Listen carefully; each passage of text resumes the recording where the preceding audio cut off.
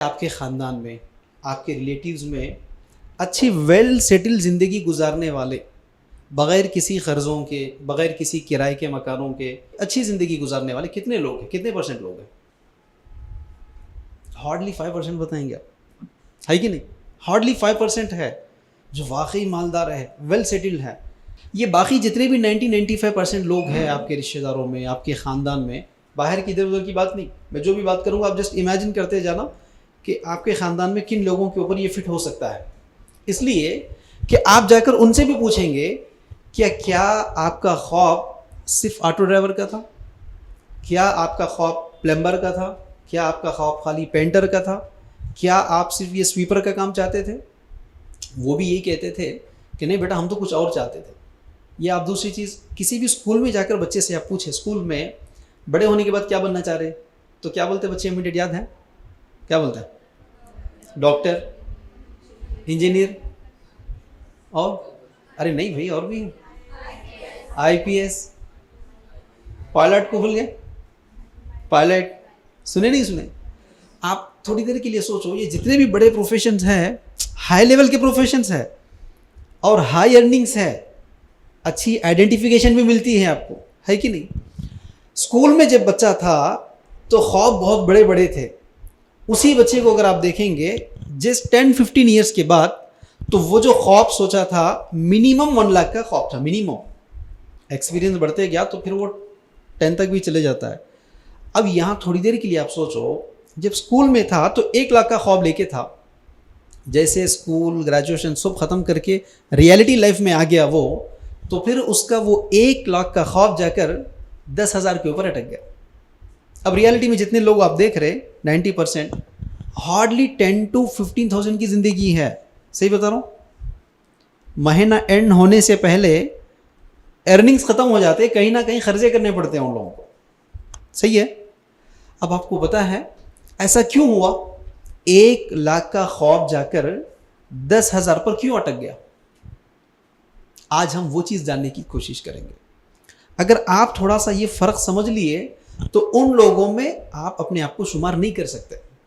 वरना अगर आप ऐसी टाइम पास के लिए गुफ्तगू सुन लिए, अरे बोलने वाले बोलते, अपने को तो करना है अपना ही, तो फिर कल आप वही होने वाले हैं। बहुत ज़्यादा देर नहीं लगेगा इसके लिए। देखिए एक ही चीज़ क्या है, वो 1 लाख का ख्वाब 10,000 में आने का सबसे अहम रीज़न ये था, वो 1 लाख के ख्वाब के लिए सबसे अहम चीज़ टाइम की ज़रूरत थी। तो उन्होंने 1 लाख के ख्वाब के लिए 100% का टाइम नहीं दिया, वो हार्डली 10% का टाइम दिए, तो वो जाकर 10,000 मिल रहे हैं उनको। अगर वो 100% टाइम लगा दिए होते तो 100% 1 लाख के ख्वाब को वो रीच कर पाते थे। टाइम सबसे अहम चीज़ है, ये चीज़ आप याद रखने का। और टाइम का जुमला तो इतना बोरिंग सब्जेक्ट है, हर मोटिवेशन करने वाला, हर कैरियर पे बात करने वाला सबसे पहले कहाँ से स्टार्ट लेता है? मैनेजमेंट पे लेता है। तो एकदम बोरिंग सब्जेक्ट है, लेकिन मैं टाइम में आपको वो चीज़ बताना चाह रहा हूँ। अभी जिस एज में, जो पीरियड में हैं आप, स्पेशली 10th क्लास SSC के बाद से लेकर ग्रेजुएशन के एंड होने तक का 5 इयर्स, ये बहुत पीक लेवल का होता है। यही वो 5 साल है जो आपके लाइफ को डिसाइड करने वाले हैं। 1 लाख के ख्वाब को रीच करना है या 10,000 पे अटक जाना है, तो इसका डिसाइडमेंट कब होगा? इसी 5 साल के अंदर हो जाएगा।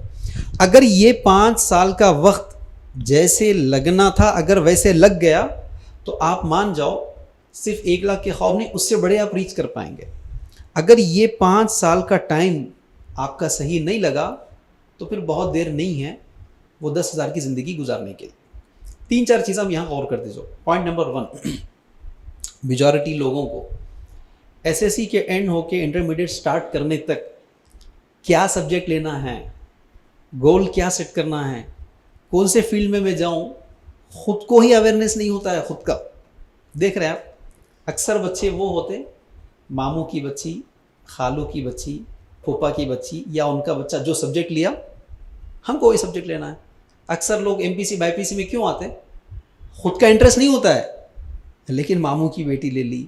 बच्ची हम इसीलिए आते ना कि नहीं मेरी खाला की बच्ची वो ले ली, मैं भी ये ले लेती। मेजॉरिटी का ये आलम है। या बाज़ लोग कंपटीशन में आके आ जाते। तो आप यहाँ देखो, खुद का है ख्वाब नहीं है, कंपटीशन में जाकर सोसाइटी को देखकर आप एक तो ख्वाब गलत चुन लिए, ये एक बिगेस्ट मिस्टेक कर दिए। दूसरी सबसे बड़ी गलती, ये 5 साल का जो आपका पीरियड है, ये 5 ईयर्स का, ये आपके लाइफ को डिसाइड करने वाला है। अगर ये 5 साल के अंदर जैसे एक सोल्जर जैसी ज़िंदगी गुजारता, अगर किसी के पेरेंट्स सोल्जर है, आर्मी में है, आप उनसे पूछो रिलैक्स की लाइफ नहीं रहती उनको। खासकर अगर कोई बॉर्डर के ऊपर खड़ा हो गया, एक एक सेकंड भी उसके लिए बहुत अहम होते हैं। तो मैं तो उससे बड़ी मिसाल ले रहा हूँ, उससे भी हाई रिस्क आप हैं, क्योंकि ये आपके 5 साल आपकी ज़िंदगी बनाने वाले हैं। अगर ये 5 साल सही लग गए तो मान जाओ आपकी ज़िंदगी अच्छी गुजरने वाली है। अगर ये 5 साल सही वक्त नहीं लगा तो फिर पूरी ज़िंदगी आपकी ख़राब होने वाली है। तो अब आपके ये 5 ईयर्स का सही टाइम लगना ना, जो भी गोल सेट कर लो आप, जो भी सेट कर लो, अगर उसके ऊपर ईमानदारी के साथ 5 साल का वक्त लगा तो फिर आप जो सोचे वो आप रिसीव कर सकते हैं, बहुत ईजीली अचीव कर सकते हैं। लेकिन आपने तो ख्वाब सोचा है, लेकिन उसके बराबर का टाइम आपने नहीं लगाया तो आप उसको हासिल नहीं कर सकते।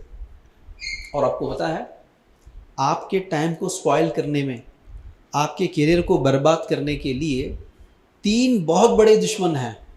कितने? 3 बहुत बड़े दुश्मन हैं।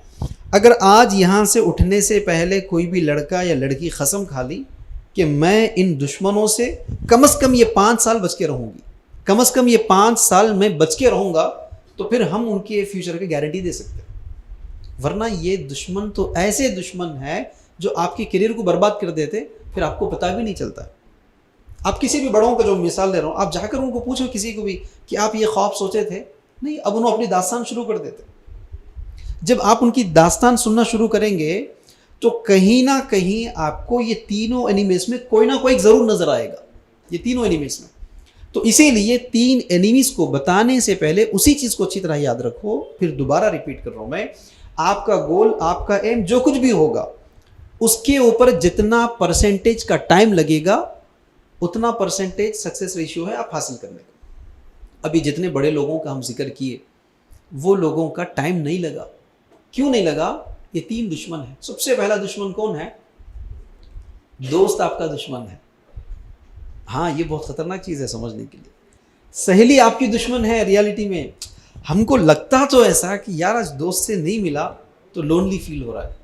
लड़की भी यही सोचती कि अरे यार समीना से बात नहीं हुई, काश समीना से बात होती तो आज कॉलेज की रिपोर्ट सुना लेती थी। देखो, लड़कियों को भी कॉलेज में हैं तो फिर वहाँ कोई ना कोई एक सहेली ऐसी होती जिनके साथ उन्होंने घंटे लगा लेते बैठते। रिलेटिव्स में भी कोई ना कोई लड़की ऐसी होती जिनसे ख़ानदान के पूरे गॉसिप्स कर लेते बैठते। लड़कों का हाल भी वैसी है ना। कॉलेज में है तो वहाँ कोई ना कोई भट्टा ऐसा होता जो कॉलेज की पूरी इन्फॉर्मेशन देता या लेता है। रिश्तेदारों में कोई ना कोई कज़िन ऐसा होता है जिनके साथ आपका टाइम लगता है। अब ईमानदारी से एक सवाल, आज कम से कम एक्सरसाइज करके देखो, क्योंकि मैं जो कुछ भी बोलूँगा आपको ऐसे ही लगता अरे ये लोग हम बोलने के बोलते, भाई हमारी ज़िंदगी हमारे मालूम है। हर आदमी अपने हिसाब से ही सोचता ना। तो मैं क्या बोल रहा हूँ, मेरी बातों को ब्लाइंडली बिलीव नहीं करने का। रात सोने से पहले क्या करना, कम से कम एक दिन करके देखो। रात सोने से पहले ज़रा डायरी लिखना। क्या करना? डायरी लिखना। डे 1 का पूरा शेड्यूल लिखना आज का। सुबह उठे थे, उठने के बाद से अब रात में बिस्तर पर आ गया मैं, बिस्तर पर आने तक मैंने क्या क्या काम किए। अगर ये डायरी लिखना आप शुरू करेंगे तो आप लिखेंगे सुबह 5 बजे उठा था, सुबह 8 बजे उठा था। अब उसके बाद 1 घंटा तो निकल गया, फ्रेश अप होके बाहर आके नाश्ता करके कॉलेज में चले गए, फिर कॉलेज का वक्त गुजरा। अब आप डे 1 से लेकर रात सोने तक का पूरा लिखेंगे। ठीक है, उसमें कुछ हिस्सा तो अहम है खाने के लिए, ज़रूरियात के लिए, कॉलेज को चले गए, तो अब वहाँ आप लिखेंगे। तो ये चीज़ भी लिखना, हर चीज़ लिखना, चाहे लिखने में 10 सफ़े 10 पेजेस चले जा रहा, कोई मसला नहीं, हर चीज़ लिखना। कॉलेज का एक पीरियड लीजर था, टीचर नहीं आए थे, तो वो एक पीरियड मैंने क्या किया, वो एक पीरियड मैंने किससे बात की, और बात की तो क्या बातें की, ये सब चीज़ें लिखना।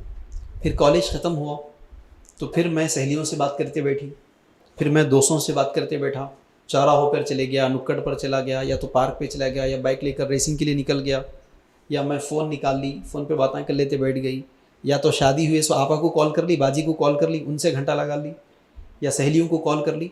ये सब चीज़ें लिखना। उसमें एक चीज़ ये भी लिखना, क्या गुफ्तगू करें आप, बात किए ना भाई, किसी से भी बात किए, दोस्त से बात किए, रिश्तेदार से बात किए, क्या बातें किए, सब चीज़ें नोट करो। पूरा लिखना ख़त्म होता जब आप खुद फिर अपना लिखा हुआ चीज़ पढ़ना शुरू कर देना। जब आप पढ़ना शुरू करेंगे तो वहाँ आप खुद आइडेंटिफाई करेंगे कि आप कितने बड़े बेवकूफ़ हैं।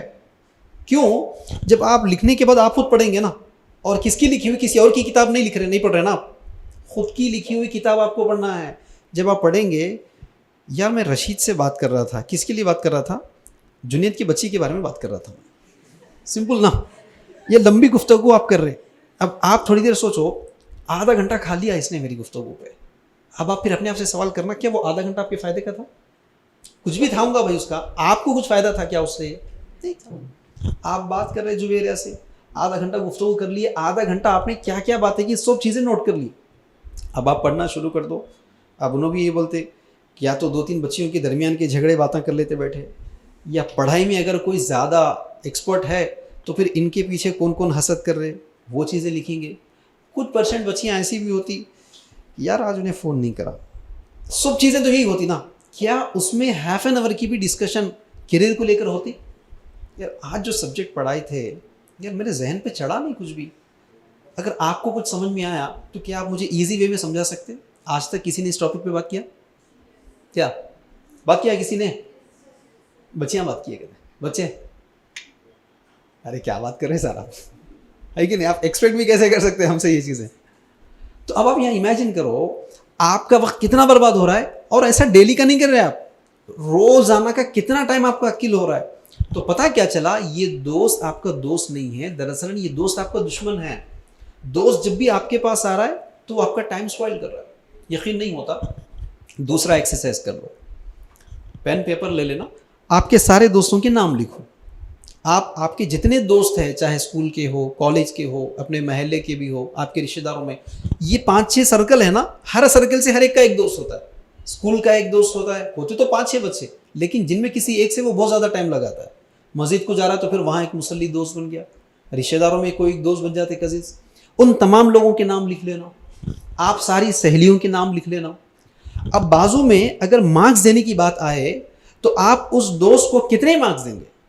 यार जब मैं इससे मिलने के लिए चले जा रहा हूँ आतिफ से, तो जब भी मैं आतिफ से डिस्कशन करता हूँ तो क्या बातें होती हैं हमारी, कि आतिफ से आज तक मुझको कुछ फ़ायदे की गुफ्तगू हुई, कुछ फ़ायदे की दोस्ताना हुआ, या मेरे करियर को लेकर, मेरे लाइफ को लेकर कुछ बातें हुए।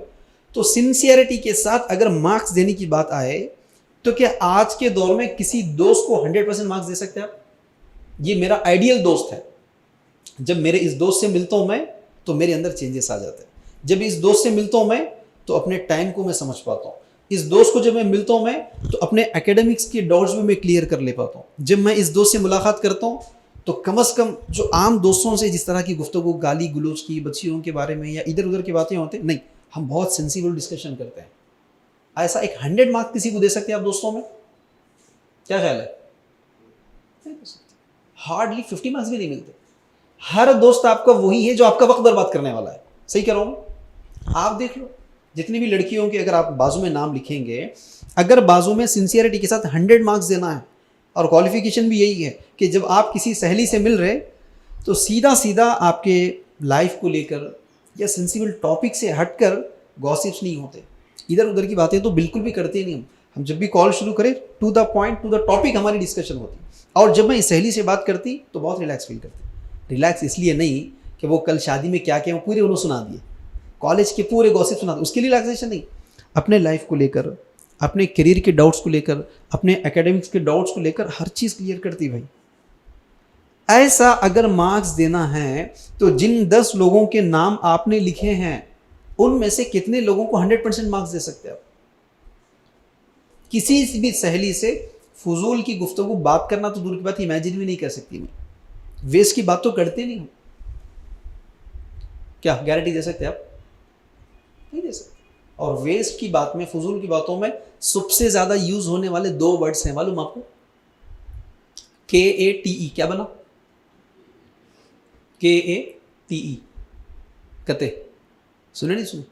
गुफ्तगू कर रहे हैं आप, किसी से बात कर रहे हैं, उन्होंने ऐसा बोले कहते, उनको वो बोले कहते, उन्हें ऐसा बोली कहते, उन्हें उसको ऐसा लगा दिया कहते, अरे वो लोग दोनों मार लिए कहते रे, मालूम तेरे को? अरे उसको गालियां दिया करते रहे। कते की गुफ्तगू में कितना वक्त बर्बाद करते। जहां भी गुफ्तगू में कते आया, अच्छा वर्ड सुने ना कते, जब वर्ड कते आया तो समझ जाओ कि थर्ड पर्सन की बात हो रही ना, दो लोगों की बात हो रही। दो लोगों की बात होती तो एक्सपेक्टेड की बात होती। मैं आपको जरूरत क्या थी थर्ड पर्सन की बात करने की। अच्छा टाइम कितना स्पॉइल हुआ आपका, आपने इमेजिन किया नहीं किया। दूसरी चीज देखो आप, HUNGA क्या बना जी, होंगा। तो समझ में आ रहा, क्या समझ में आ रहा, होंगा इमेजिनेशन। उन्होंने बोले होंगे, अरे उन्होंने कर दिए होंगे, उन्होंने पढ़ के आए होंगे, उन्होंने अच्छा लिख रहे होंगे, पलट के भी नहीं देख रहे, आते नहीं था भाई आपको क्या करना है। और ये भी थर्ड पर्सन से डिस्कशन होती है कि नहीं, दो लोग गुफ्तगू कर रहे थर्ड पर्सन की होगी, होंगे को इस्तेमाल करके। ये पूरी चीजें डायरी में लिख लो, जब खुद पढ़ते चले जाओ तो इतना इरिटेशन होता है, यार कितना बेवकूफ़ का काम कर रहा था, कितना बेवकूफ़ी की काम कर रही, पढ़ने में ही मुझे इतना बोर हो रहा है। तो मैं अपनी ज़िंदगी के वो 5 साल जो अहम होते, जो पूरी मेरी ज़िंदगी को बना देते, उसका मैंने कितना टाइम स्पॉइल कर लिया इस दोस्त को मिलकर। आप खुद ईमानदारी से मार्क्स डाल पाते। तो फिर वही बात कर रहा हूँ मैं, जितने आपके दोस्त हैं, जितने आपके सहेलियाँ हैं, उन लोगों की वजह से आपके करियर में, आपके एकेडमिक्स में, आपके गोल सेट करने में, आपके एम्स को रीच करने में वो लोग कितने फ़ायदेदार है। आप 1 बाय 1 मार्क्स देते चले जाओ, आप किसी को मार्क्स नहीं दे पाएंगे। 10 मेंबर्स में 100 मार्क्स देना तो दूर की बात है, किसी एक को भी मार्क्स नहीं दे पाएंगे। अगर कोई आदमी को आप ऐसा आइडेंटिफाई कर भी लिए कि हाँ ये मेरा हमदर्द है, तो फिर उसको भी आप देखेंगे वहाँ पर कि वो शेख मिजाज भी निकलता आपको वहीं पर। देख रहे नहीं देख रहे।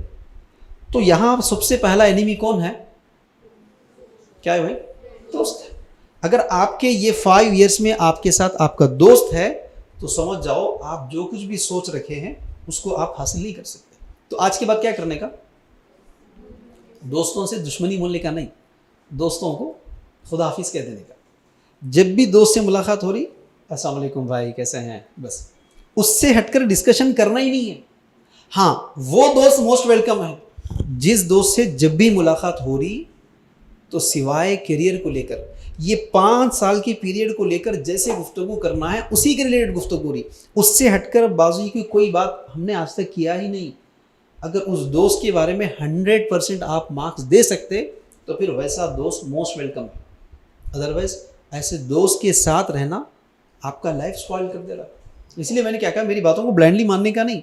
आप इमेजिन कर लो कितने आपके दोस्त हैं, कॉलेज ख़त्म होते हैं आपसे मुलाकात के लिए आते, क्या करते मुलाकात करके, बातचीत, क्या बातें होती, यार समाज की कैसे अपन इस्लाह करेंगे, सोसाइटी बहुत ख़राब हो जा रही, कैसे चेंज करेंगे, चलो अपन आदमी एक एक इशू को लेंगे उसके ऊपर वर्कआउट करेंगे। ये तो ख्वाब में भी नहीं आता ना, थॉट अपने को आता है क्या, नहीं नहीं नहीं। अच्छा क्या सोचते वो नहीं पूछ रहा हूँ मैं, वरना पूरी बोल खुल जाती। सोचते तो सही ना कुछ तो भी। अब आप सोचो क्या जा रहा है, आपका टाइम कितना स्पॉइल हो रहा है, ये मेन रीज़न है। तो ये आपका दोस्त है जो आपके करियर को बर्बाद कर रहा है, जिसको आप दोस्त समझ रहे, भाई वो आपका दुश्मन है, दोस्त नहीं है। ये सबसे पहला एनिमी। दूसरा एनिमी कौन है आपका, दूसरा एनिमी स्क्रीन। क्या, हाँ करियर गया मुश्किल नहीं, दोस्त को छोड़ो, बोलो दोस्त को छोड़ देंगे, इससे छुटकारा नहीं हो सकता था। क्योंकि आज जिसके पास दोस्त नहीं है या जिसको दोस्त भी है वो दोस्त से भी ज़्यादा टाइम किसको स्पेंड कर रहा है, स्क्रीन। स्क्रीन, इट में भी मोबाइल फ़ोन, इट में भी लैपटॉप, इट में भी आईपॉड, जो कुछ भी हो, स्क्रीन आपकी ज़िंदगी का कितना हिस्सा बन चुका है। जबकि ये स्क्रीन आपका एनिमी है, ये आपका दुश्मन है स्क्रीन। यकीन नहीं आता, फिर वही डायरी लिखना। क्या करना, डायरी लिखना। डायरी में सुबह से लेकर, सुबह उठने के बाद से रात के सोने तक जितनी मर्तबा मैंने स्क्रीन को देखा है, चाहे वो स्क्रीन टेलीविज़न का हो, चाहे वो मोबाइल का स्क्रीन हो, चाहे वो स्क्रीन आईपॉड का हो, चाहे वो स्क्रीन टैबलेट का भी हो, किसी भी चीज़ का स्क्रीन हो, जब मैं स्क्रीन देखा तो आज कितने आवर्स देखा स्क्रीन, पहले लिख दिए बाजू में। उसके बाद वो स्क्रीन में मैंने क्या क्या चीज़ें देखी, वो जो चीज़ें मैंने देखी है या देखा है उससे मेरे नॉलेज में कितना इजाफा हुआ। जब आप नोट करना शुरू करेंगे तो कितने घंटे देखे और स्क्रीन जो भी आप देखे उससे आपको फ़ायदा कितना हुआ, तो क्या लिखेंगे बाजू में आप, कुछ लिख पाएंगे फ़ायदे की चीज़? नहीं लिख पाएंगे। इसमें मोस्ट इंपॉर्टेंट स्क्रीन में सोशल मीडिया, देख रहे नहीं देख रहे? अगर आज के दौर में किसी से मैं कहूँ कि सोशल मीडिया से दूर रहना है, जो आपके टाइम को, आपके वक्त को किल कर रहा है, तो लोग बोलेंगे करियर गए तो गए भाड़ में, थोड़ी देर का रिलैक्सेशन तो सोशल मीडिया में है। आज वो ख्वाब में है नहीं हम लोग, जबकि आपको पता है ये सोशल मीडिया आपके वक्त को कितना किल कर रहा है। अननेसेसरी का इन्फॉर्मेशन, अनवांटेड इन्फॉर्मेशन आपको देकर आपके जहन में जो चीज़ें जाना चाहिए था उसके लिए जगह ही नहीं है। आप क्या करें, थोड़ी देर किसी को कॉल करने के लिए मोबाइल निकाले। आज तो हाल क्या हो गया, किसी को कॉल करने मोबाइल निकाले, उसका कुछ मैसेज आया क्या बोल के व्हाट्सअप खोले, देखते बाजू में किसी का स्टेटस देखे, वो स्टेटस एक एक देखने में आधा घंटा निकल जाता। एम आई राइट? फेसबुक पे कोई पोस्ट डालेंगे बोल के फेसबुक खोले, एक रील दिखा, इंटेंशनली तो जाके घंटे बैठते ही है कौन, उसकी बात भी नहीं कर रहा हूं मैं। विदाउट इंटेंशन अगर फेसबुक भी खोले, एक रील देखे, फिर उसके बाद और एक खूबसूरत, नहीं अब ये देख के मैं बंद कर दूँ, मैं ये देख के बंद करना ही है, वो बंद करने में आधा घंटा निकल गया। सही बोला क्या? तो अब आप सोचो, थोड़ी देर के लिए डायरी में वो भी लिखो, ये हाफ एन आवर जितने रील्स मैंने देखे हैं, चाहे इंस्टा पर हो चाहे फेसबुक पर हो, उन रील्स की वजह से मुझे ये 5 ईयर्स में जो कुछ भी रीच करना था उसका कितना % इंफॉर्मेशन मैंने इन रील्स के जरिए से लिया है। तो क्या लिखेंगे बाजू में आप? 10% तो इन्फॉर्मेशन मिला आपको उस रील्स के जरिए से, जो गोल आपको सेट किए हैं आप उसको रीच करने में मिला? नहीं मिला। मान लो कि मुझे डॉक्टर बनना है, तो डॉक्टर में 1000 फील्ड्स हैं, डॉक्टर में 1000 फील्ड्स है। चलो मैंने सोच लिया कि मुझे गायनेकोलॉजिस्ट बनना है, मैंने सोच लिया कि मुझे आर्थोपेडिक बनना है, परफेक्ट डॉक्टर बनना है। तो क्या आज दिन भर में हाफ एन आवर की जितनी भी रील्स मैंने देखे, क्या मेरे आर्थोपेडिक सब्जेक्ट के रिलेटेड थे? नहीं, ये तो वो सब्जेक्ट के थे जो आधा घंटा देखने के बाद जहन इतना मद हो जाता, अब उसके बाद किताब भी खोलो दिल लगता है। हाँ, तो अब आप गौर करना क्यों नहीं चाह रहे कि जैसा प्लेन हैजा हुआ, सुनते प्लेन को हैजा किया गया, उस लड़के को किडनैप किया गया, अरे वो बहुत अच्छा है भाई, एक और प्लेन खरीद सकते। अगर बच्चा भी चला गया तो चलो नो प्रॉब्लम, 4-5 दिन रोने के बाद फिर शादी करो या फिर प्रेगनेंसी हुई तो फिर बच्चा आ जाएगा। लेकिन ये जो आपके माइंड को हैजा किया जा रहा है, ये कितना बड़ा प्रॉब्लम है, इसको कोई गौर करना नहीं चाह रहा है। अनवांटेड थिंग्स, अनवांटेड नॉलेज जो आपके जहन में चला गया, उसकी वजह से नुकसान क्या हुआ? जो right type of education, right type of knowledge जो आपको लेना था, जगह ही नहीं है ना। क्या जगह है?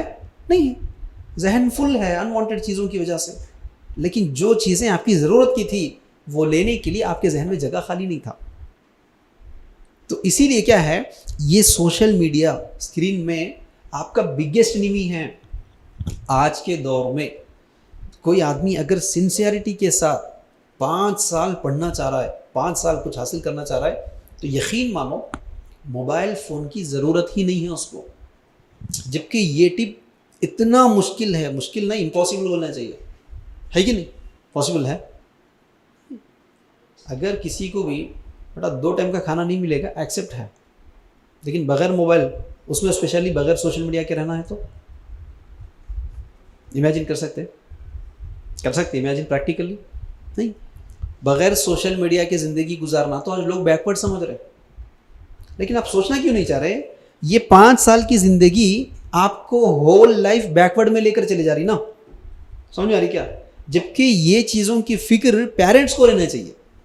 पेरेंट्स डिसाइड करेंगे कि मेरे बच्चे का दोस्त कौन होगा, लेकिन माँ बाप के पास उतना टाइम कहाँ है भाई? आज उन्होंने उनका गोल बेचारे सेट नहीं कर पाए थे ना, अब वो 15-20 हज़ार के लिए इतनी मुश्किल उठा रहे, उनको पता ही नहीं कि बच्चा क्या कर रहा है, बच्ची क्या कर रही।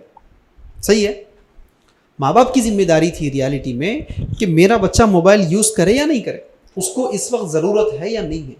अगर चलो कम से कम फ़ोन कॉल के लिए, जस्ट इन्फॉर्मेशन के लिए, कहाँ हैं, पहुँचे या नहीं पहुँचे, कितनी देर में पहुँचने वाले हैं, तो डब्बा मोबाइल काफ़ी है ना, है कि नहीं? लेकिन क्या सोचते हम? नहीं। देखो, ये वो चीज़ें हैं जो यकीनन इम्पॉसिबल है आज के दौर में, लेकिन यही वो चीज़ है जो आपका बिगेस्ट एनिमी बना हुआ है ना, है नहीं? अब आप उसके साथ रहते तो फिर वो आपके टाइम को खा जा रहा है, आपके टोटल टाइम को स्पॉइल कर दे रहा है। अब आप बताओ कि आप कैसे रीच कर पाएंगे अपने गोल को, क्योंकि आपके गोल को रीच करने के लिए टाइम की ज़रूरत है। आप तो उसको टाइम नहीं दे पाए ना, उसको टाइम नहीं दिए, जो कुछ भी टाइम था दोस्तों में चला गया, उसके बाद जो कुछ भी टाइम था सोशल मीडिया में चला गया, और जो कुछ टाइम बचा टीवी सीरियल देखने में चला गया। तो अब उसको कहाँ टाइम देंगे आप? टाइम नहीं। तो ये सेकेंड थिंग यहाँ से लेकर निकलो, अगर वाकई आप सीरियस है आपके लाइफ को लेके, आप ये 10-15 हज़ार की ज़िंदगी गुजारना नहीं चाहते, आप मिनिमम 10 लाख का ख्वाब देख रहे हैं, आप अच्छी वेल सेटल्ड ज़िंदगी गुजारना चाह रहे हैं आप, तो ये 5 साल अगर आप mobile phone, screen, social media, इन तमाम चीज़ों से जितना दूर रहेंगे तो फिर आपका टोटल माइंड खाली रहेगा। अब आप उसको जो फीड करोगे वो रिसीव कर लेगा। लेकिन क्या पॉसिबल है? सोचो।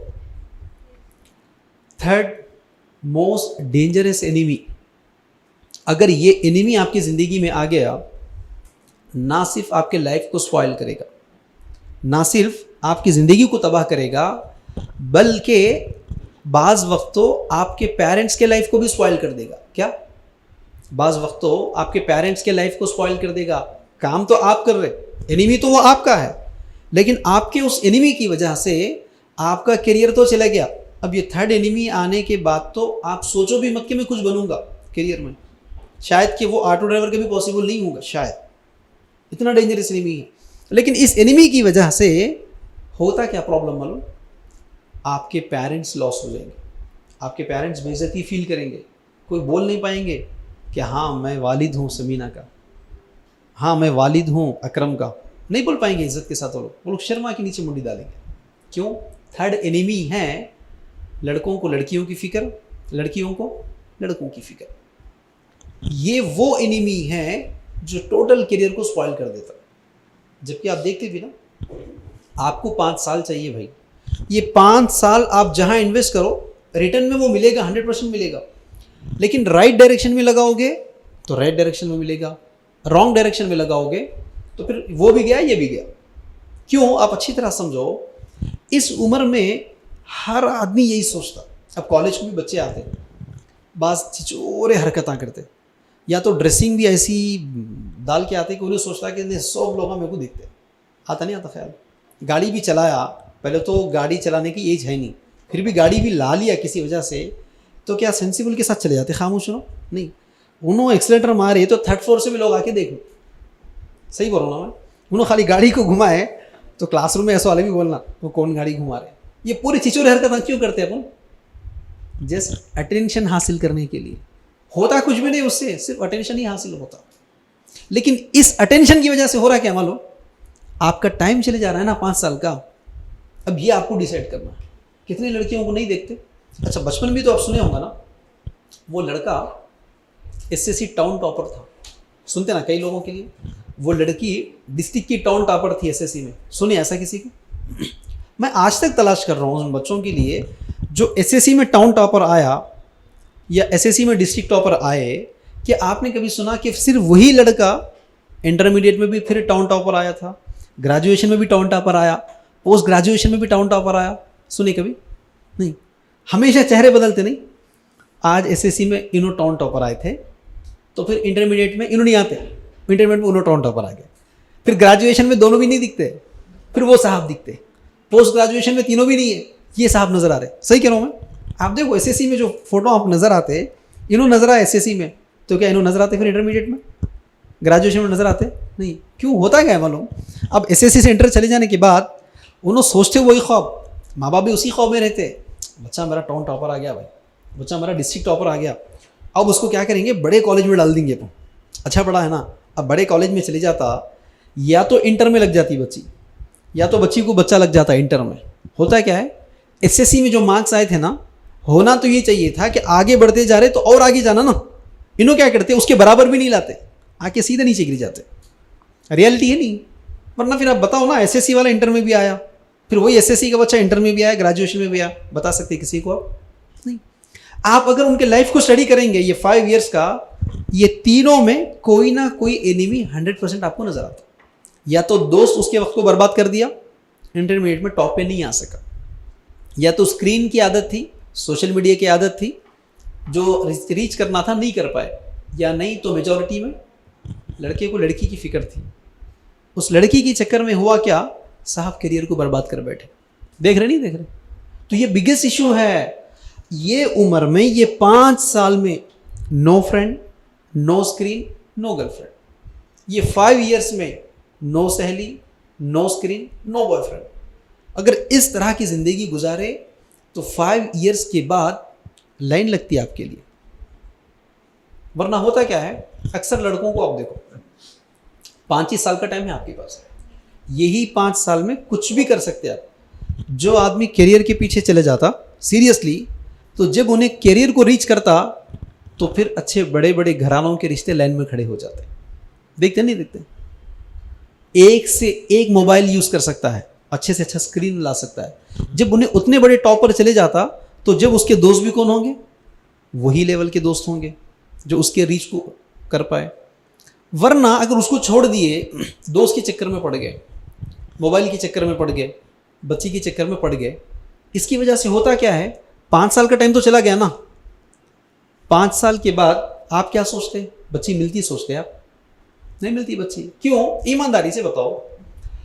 आपकी बहन का रिश्ता तलाश कर रहे हो क्या? आपकी बहन के लिए रिश्ता तलाश कर रहे हैं आप? आपकी बहन के लिए auto driver, plumber, welder, painter, sweeper, इन लोगों को तलाश करते? या हाईली एजुकेटेड एक बड़े कंपनी का सीईओ है, या कोई IAS ऑफिसर है, या कोई बड़े इंडस्ट्री का मालिक है, उनको तलाश करते? ईमानदारी से आप किसको देना चाहते हैं अपनी बहन को? क्या 2 लड़के हैं, दोनों भी 0 बजट पे शादी कर रहे हैं, 1 रुपये का जहेज दोनों को भी नहीं चाहिए, 2 रिश्ते खड़े हो गए आके आपके बहन के लिए, दोनों में किनको देंगे आप? क्या ख्याल है?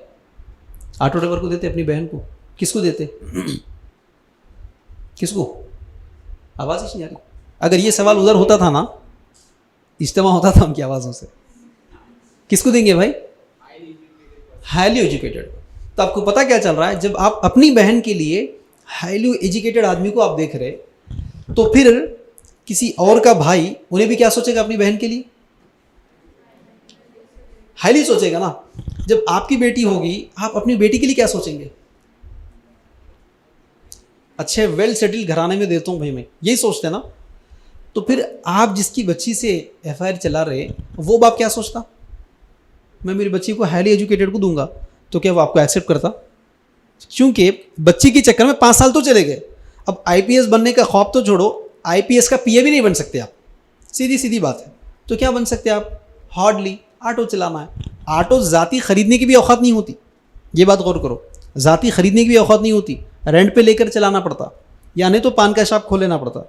अब कौन देगा आपको बच्ची को? जिस बच्ची के लिए आपने 5 साल स्पॉइल किए, क्या वो बच्ची आएगी आपके पास? वो देगा आपको?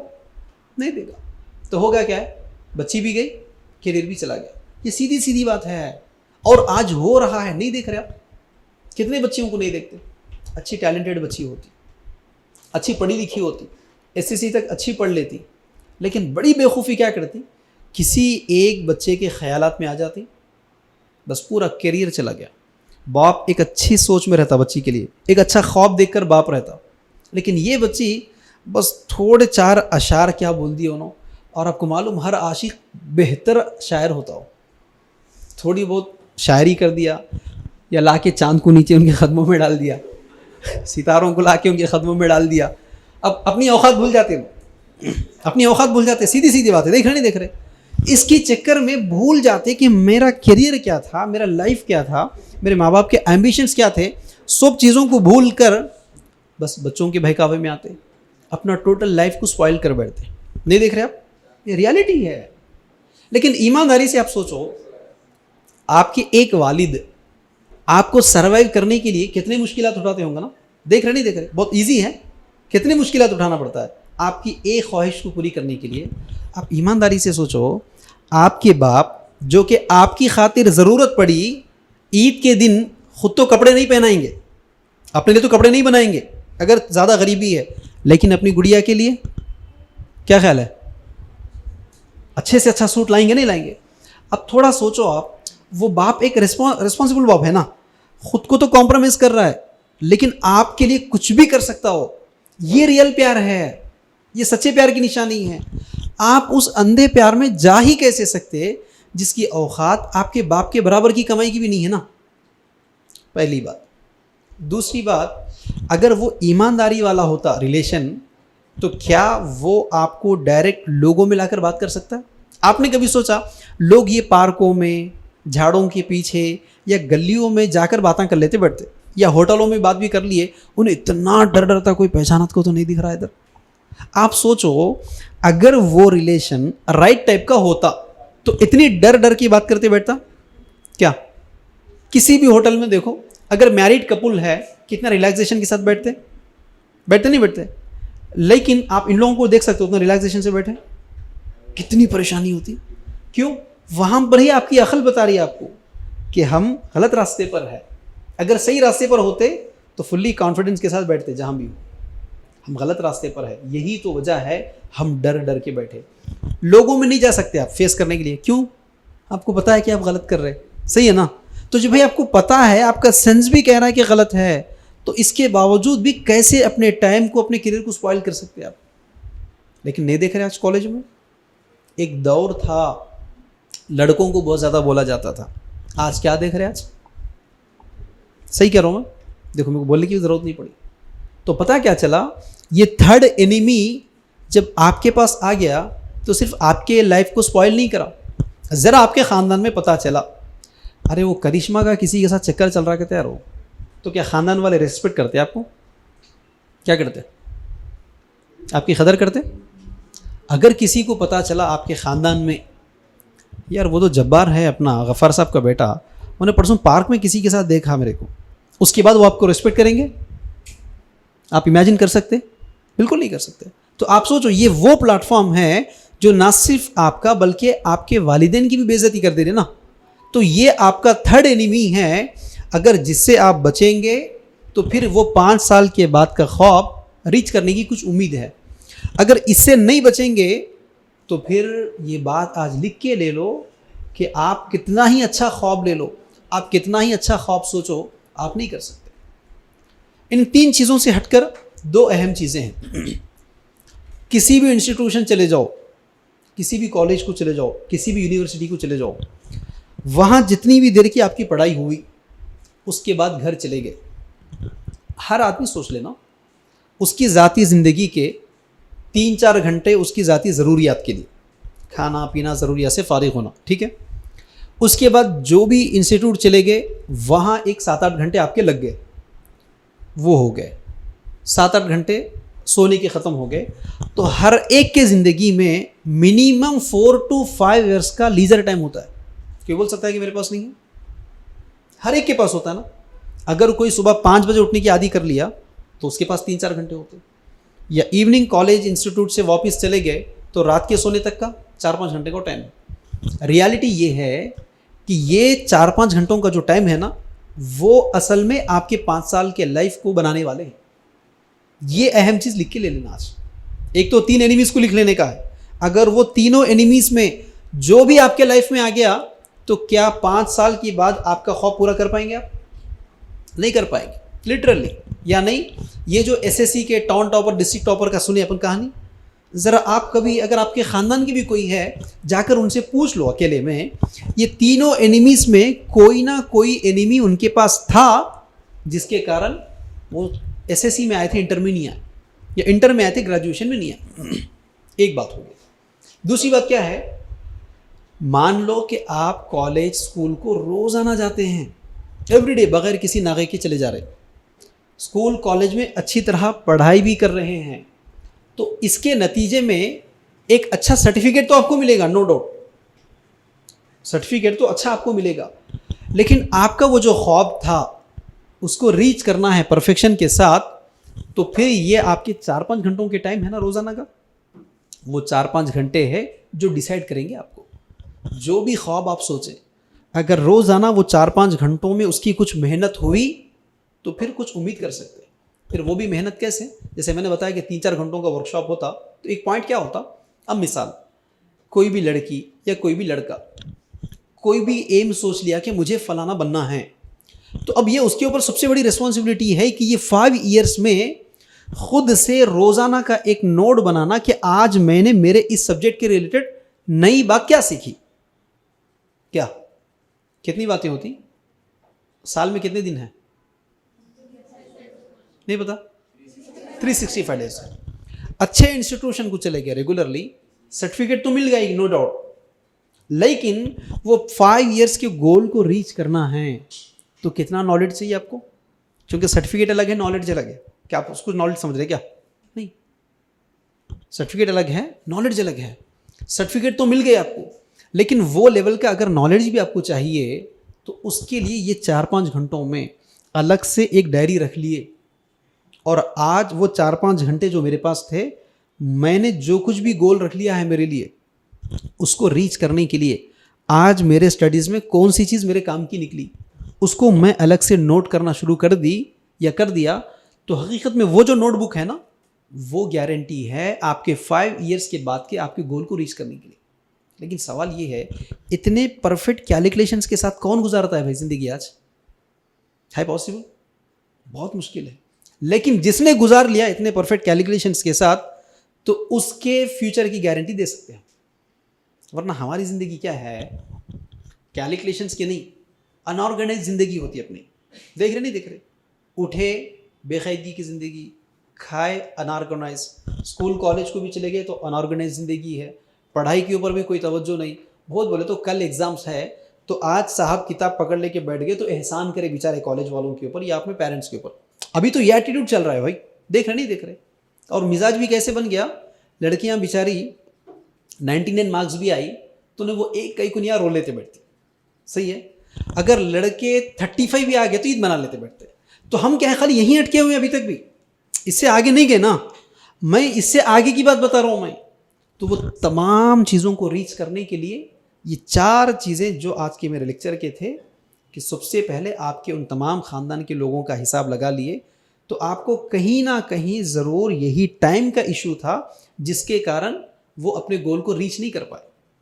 दूसरी चीज़, सेकेंड एपिसोड में मैंने 3 एनिमीज़ के बारे में आपको बताया।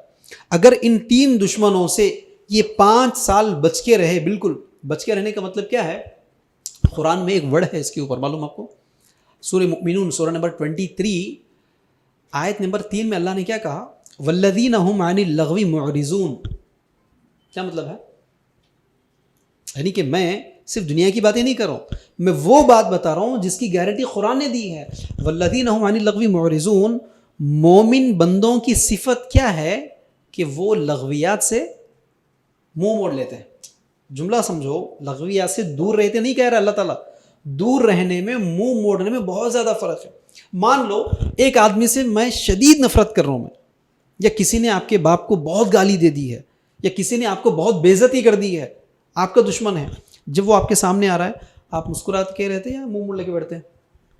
क्या करते हैं? मुंह मोड़ लेते ना, उससे मुस्कुरा के बात करते। किसी दफ्तर पे दोनों बैठ गए, वो आके आपके बाजू में बैठा, भाई कैसे हैं, बात करते, क्या करते? मुंह मोड़ के निकल जाते। तो अब यहाँ कुरान के उस लफ्ज़ को गौर करो, अल्लाह ने दूर रहने की बात नहीं कह रहा है, अल्लाह कह रहा है कि मुंह मोड़ लेते हैं। किन चीज़ों से? लग़वियात से। जैसे अपने दुश्मन से आप मुंह मोड़ लेते, तो अल्लाह ताला यहाँ दुश्मन से मुंह मोड़ने की बात नहीं कह रहा है, अल्लाह कह रहा है कि लग़वियात से मुंह मोड़ो। लग़वियात क्या है? वही 3 दुश्मन हैं। लघु कहते फजूल काम को, कोई भी ऐसी चीज़ का देखना, सुनना, बात करना या सोचना जिसका आपको कोई फ़ायदा नहीं है, कुछ भी फ़ायदा नहीं है। अच्छा, फ़ायदा है नहीं है पता चलना तो क्या करना फिर? वही पहला सब्जेक्ट, सोने से पहले डायरी लिखे।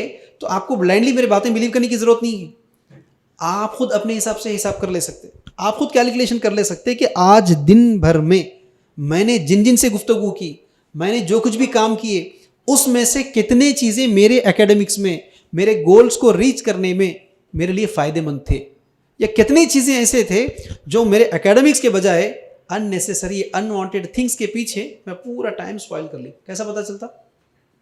खुद डायरी लिखेंगे तो ही पता चलता। लेकिन उससे भी दिलचस्पी की बात, यहाँ तो अल्लाह कह रहा है ना भाई, और सिर्फ ऐसे नहीं कह रहा, अल्लाह तो मोमिनों की सिफत बता रहा है। यहाँ पे हर आदमी बोलता है कि मैं मोमिन हूँ, लेकिन यहाँ अल्लाह ने सिफत क्या बताया? हकीकत में तुम मोमिन है तो तुमको क्या करना है? लग़वियात से, फजूल चीज़ों से, फजूल बातों से, फजूल की चीज़ों में पड़ता ही नहीं मोमिन बंदा कभी भी। तो ये सिफत अगर आप अपना लिए, वैसे कुरान का ये स्टेटमेंट तो सब लोगों के लिए, सब लोगों के लिए, एज लिमिट नहीं है। लेकिन यहाँ आपकी ये 5 इयर्स के लिए कितना बड़ा गोल्डन रूल है ये। अगर इसको आप थोड़ा सा हिसाब लगा के चले तो फिर आपको कोई मुसीबत नहीं होती। और थर्ड पॉइंट और लास्ट पॉइंट क्या था? स्कूल, कॉलेज, नींद, खाना पीना जाने के बाद जो आपका लीजर टाइम है घर में, 3-4 घंटों का जो आपके पास फुर्सत का टाइम है, जिसमें ना कॉलेज जाना पड़ता। शाम के 7 बजे कॉलेज कौन कौन जाता है? जाना पड़ता है क्या? नहीं, खाली रहते ना। तो कॉलेज से जाने के बाद से रात के सोने तक का 3-4 घंटों का टाइम है। सुबह उठने के बाद अगर किसी ने सुबह उठ ली, वैसे ही मेरी गलतफहमी है, उठते तो नहीं अपन सुबह, लेकिन मान लो किसी ने उठा, उसके बाद से क्या करते आप? ये 4-5 घंटे यकीन मानो ये आपका इन्वेस्टमेंट है। वरना आप उस आदमी के बारे में क्या ख्याल बताएंगे? देखो, एक आदमी है, ठीक है, उसको रोजाना के 24 लाख रुपए मिलते हैं। कितने? और उसके 24 लाख रुपए मिल रहे। मैं उसको बोल दिया, बेटा देख 5 साल तक देखो रोजाना 24 लाख रुपए मैं तेरे को दे रहा हूं, तेरी मर्जी जो करना है कर लेना। अब दोनों में अक्लमंद आदमी कौन है? एक आदमी वो है रोज के 24 लाख में से सिर्फ जरूरियात के हद तक ही पैसे इस्तेमाल कर रहा है, बाकी पैसे पूरे फ्यूचर के लिए छुपाते चले जा रहा है, पूरे फ्यूचर के लिए छुपा रहा है। ये एक आदमी है। दूसरा और एक आदमी है जिसको 24 लाख रुपए मिल रहे, तो वो क्या कर रहा है? एक दोस्त आके पूछा, उसको 3 लाख रुपए दे दिए। आंटी आके मंजे के लिए पूछे, उनको 4 लाख रुपए दे दिए। फिर उसके बाद एक सहेली फ़ोन कॉल में कुछ पूछी, उसको 4 लाख रुपए दे दिए। रोजाना के 24 लाख में से रोज के 10-10 लाख रुपए ऐसे ही खर्च करते चले जा रहे हैं। उसको क्या बोलेंगे आप? क्या बोलते हैं? यकीनी रोज के जो आदमी 10-10 लाख रुपए रोजाना का खर्च कर रहा है, वो भी किसके ऊपर? दोस्त के ऊपर, या फ़ोन के ऊपर, या रिश्तेदारों के ऊपर, या सांचक मंजे हल्दियों के ऊपर निकाल रहा है। आप उसको बेवकूफ़ बोलेंगे, है ना? आप उस आदमी को क्या बोलेंगे फिर, जिसको अल्लाह ताला रोज के 24 घंटे दे रहा है? रोज के 24 घंटों में खाने पीने की 3-4 घंटे, एकेडमिक्स के 7-8 घंटे जाने के बावजूद भी अलग से 4-5 घंटे उसके पास बच रहे। तो अब वो रोज के 4-5 घंटों को इन्वेस्टमेंट समझता, जो गोल रीच करना था उसके ऊपर ही स्टडी करता, उसके ऊपर ही रिसर्च करता, और 5 साल के बाद एक अच्छी लाइफ पे चले जाता। लेकिन वो क्या कर रहा है? वो 4-5 घंटों में दोस्त को, मोबाइल फ़ोन को, सोशल मीडिया को, रील्स को, व्हाट्सएप के स्टेटस देखने को गुजार रहा है। आप उसको क्या बोलेंगे?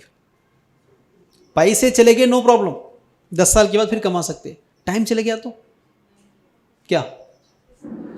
अच्छा, एक और दिलचस्पी की बात, इस वक्त एक 10 लाख रुपए किसके अकाउंट में है?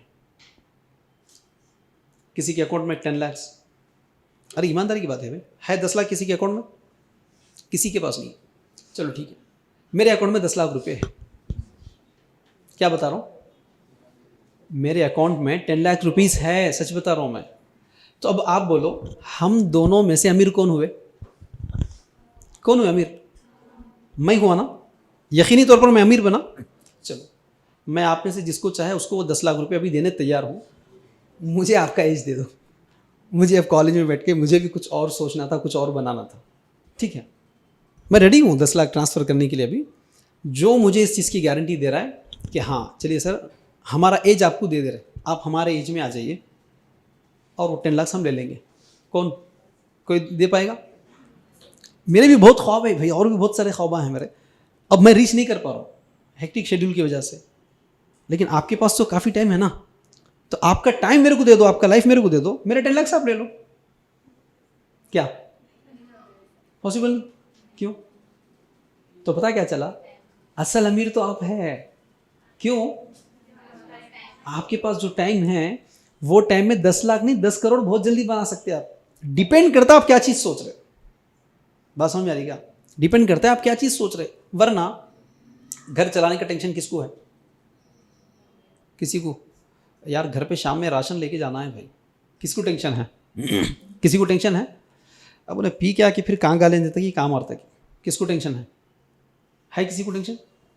अब घर गया तो फिर कुछ तो भी चिल्लाती भाई उन्हें, उसलिए घर को थोड़ी देर से चले जाता हूँ मैं।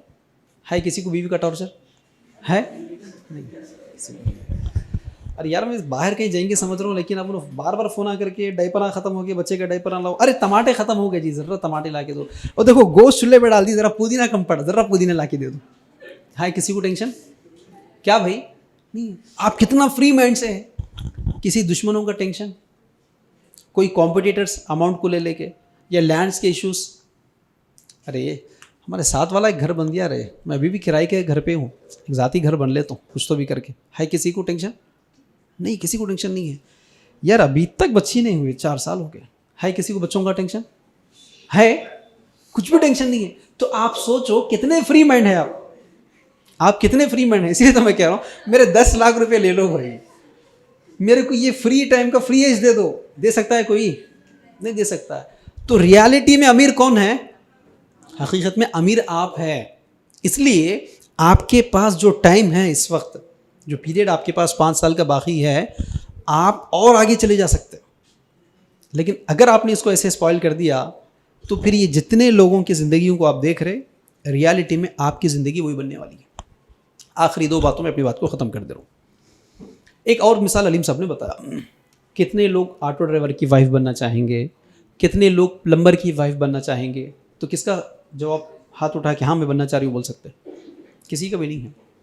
तो आप भी सीरियसली सोचो, बच्चे क्या है, फिक्स हो गए बच्चे, इस वजह से पढ़ना नहीं चाह रहे, इस वजह से एकेडमिक्स में आगे आना नहीं चाह रहे कि उनको कंफर्म है पढ़े या नहीं पढ़े। शादी के वक्त आग मुझ के 5 लाख रुपए दे देता कोई भी जहेज में, देना नहीं दे रहा। अरे ऑटो ड्राइवर भी है तो 5 लाख में जा रहा है आज। तो अब वो लोग पढ़ना नहीं चाह रहे, जहेज में कुछ तो मिलता ना, खुशी से तो मिल जाता, उनको दिलचस्पी नहीं है। आपको पढ़ना ही पढ़ना है। अब आप यहां ये सोच को चलो, जितना अच्छे घराने में जाना चाहेंगे, जितने अच्छे हस्बैंड की वाइफ बनना चाहेंगे, जितनी अच्छी सोसाइटी में रहना चाहेंगे, तो फिर बैकग्राउंड में वो आपका अच्छा क्वालिफिकेशन, आपका अच्छा परफॉर्मेंस, आपके अच्छे मार्क्स, आपके अच्छे अखलाक, इन चीज़ों को देखेगा? या आप ड्रॉप आउट है, आपके 4-5 बच्चों से अफेयर्स की कहानी गली का कोई भी सुना देता भाई उनके बारे में, या आपकी गंदी ज़ुबान के बारे में खुद आपकी ख़ानदान गवाही देगी। 2 लोगों में किसको सेलेक्ट करेगा? कोई भी आइडियल पर्सन? क्या है ना? तो आज आप ये फैसला करके उठो। जैसा मैंने आपको भी बताया, ज़रा इन बच्चों के चक्कर में आ गए तो आपका करियर भी चला गया, आपकी तहजीब भी चली गई, आपके अखलाक भी चले गए। अच्छा उन्होंने मिलते, उन्होंने नहीं मिलते, उन्होंने मिलना भी है तो फिर बहुत बड़े झगड़े, बहुत बड़े पंगे लेना पड़ता आपको, बास को तो ज़िंदगी भी ख़तरे में डालना पड़ता। अगर नहीं भी मिले उन्होंने तो फिर किसी ना किसी के ग़ुलाम बन के रहना पड़ता। इसलिए ये 5 साल आप भी इन तमाम एनिमीज से बच के फुल फोकस करें करियर के ऊपर, तो फिर अच्छे ख्वाब देखने वाले के बन सकते हैं। दूसरी अहम आखिरी चीज़ क्या है? मान लो किसी आदमी ने अगर इन तमाम पॉइंट्स को मद्देनज़र रखते हुए करियर के ऊपर बहुत ज़्यादा फोकस दिया और वाकई में भी एक अच्छे हाईली प्रोफेशन के ऊपर चला गया, वाकई 1 लाख नहीं 10 लाख रुपए कमाने का काबिल बन गया, लेकिन अगर उसने अपने दीन को नहीं समझा, अपने इस्लाम को नहीं समझा, इस्लामी तालीमात को नहीं समझा, स्पेशली मैरिज करते वक्त लड़की के बाप से सिंगल 1 रुपये का खर्चा नहीं करवाना है, इस चीज़ को नहीं समझा, तो फिर उसकी पूरी पढ़ाई का फ़ायदा होने के बजाय नुकसान होगा। समझ में आ रही? क्यों? अगर उन्हें रियल इस्लाम को समझा हुआ नहीं है, इस्लामिक कॉन्सेप्ट को समझा हुआ नहीं है, तो फिर एक डॉक्टर होगा तो उन्हें 10 लाख में बिकता ना, तो फिर फ़ायदा क्या हुआ उसकी पढ़ाई का? सोसाइटी को कुछ फ़ायदा हुआ? कुछ भी फ़ायदा नहीं हुआ। इंजीनियर है तो मिनिमम 8 लाख में चले जाता उन्हें, अगर IAS IPS है 50 से 1 करोड़ रुपए देना पड़ता। फ़ायदा हुआ उनके एजुकेशन का? तो इसीलिए सेकेंड टॉपिक क्या है? जितना करियर को बिल्ड करने के लिए इन तमाम टिप्स को अपनाना ज़रूरी है, उन तमाम से ज़रूरी क्या है? ये मैरिज के सब्जेक्ट को समझो। अगर ये सब्जेक्ट को नहीं समझे तो फिर आप कितने ही बड़े बन जाओ, आपके बड़े एजुकेशनिस्ट की वजह से आपकी रेट बढ़ेगी। क्या? आपके बड़े एजुकेशन की वजह से आपकी रेट बढ़ेगी। फिर दूसरा, आप ये सब हासिल करके सेल्फिश बनेंगे, सोसाइटी को फ़ायदा करने वाले नहीं बनेंगे। इसलिए मैंने क्या कहा, शुरू में ही कहा, अगर आपके ख़ानदान के 5-6 लोगों के नाम भी लेंगे, कितने हमदर्द इंसान है भाई, ये बोलते कंजूस है, अकड़ू है, गुरूर है, तकब्बुर वाला है, कमीना है, ये बोलते क्या बोलते? क्यों बोलते? उनका वो वेल्थ, उनकी वो डिग्रीज सोसाइटी को कुछ काम आई, समाज के कुछ काम की थी? कुछ भी काम की नहीं। तो जब काम का ही नहीं था तो क्या फ़ायदे का था? तो इसीलिए सेकेंड सब्जेक्ट ये भी लेके निकलो, आपको इतने बड़े गोल, इतने बड़े मुकाम पे आपको जाना है, तो करने का काम खाली 5 ही साल टाइम देना है, ज़्यादा नहीं है। सिर्फ 5 साल टाइम दे दिए तो फिर वो 5 साल आपके इतने बड़े एम्स को रीच कर पाता है। अगर नहीं, ये 5 साल हमको एंजॉय करना है, ये 5 साल में खूब मस्ती करना है, खूब मज़ा करना है, तो ज़रा जाके ये पान के ठेले जितने भी हैं, आपकी बीड़ के देख लो, जितने पान के ठेले हैं, कपड़ों की दुकान का मालिक नहीं, ओनर नहीं, सेल्समैन, या घरों में जितने काम करने वाले हैं, फ़ातिमा, सुमैया, फ़ातिमा ज़रा ये पोंछा लगाओ माँ, सुने ना जुमला। अब आप भी डिसाइड कर लो, ये लाइफ चाहिए या वो लाइफ चाहिए। ये वो पॉइंट्स जो मैंने आपके सामने रखने की कोशिश की। अगर किसी का कोई सवाल है तो 5 मिनट्स में एंड कर लेंगे, वरना मैं यहाँ से रुख्सत लेता हूँ। व आखिर दावाना अल्हम्दुलिल्लाहि रब्बिल आलमीन।